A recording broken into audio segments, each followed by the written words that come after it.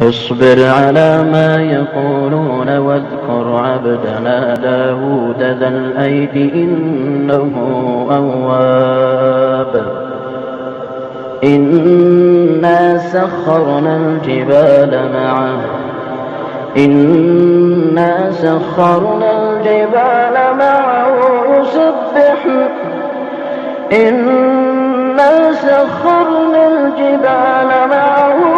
يسبحن بالعشي والإشراق والطير محشورة كل له أواب. وشددنا ملكه وآتيناه الحكمة وفصل الخطاب. وهل أتاك نبأ الخصم إذ تسوروا المحراب إذ دخلوا على داود ففزع منهم قالوا لا تخف خصمان بغى بعضنا على بعض فاحكم بيننا بالحق ولا تشطط واهدنا إلى سواء الصراط. إن هذا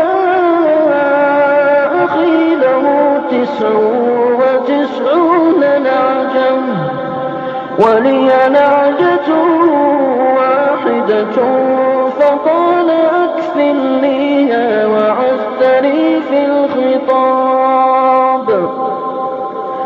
قال لقد ظلمك بسؤال نعجتك إلى نعاجه وإن كثيرا من الخلطاء ليبغي بعضهم على بعض إلا الذين آمنوا وعملوا الصالحات وقليل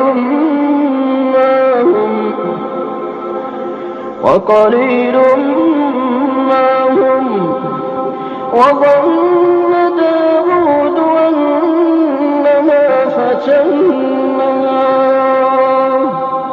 فاستغفر ربه وخر راكعا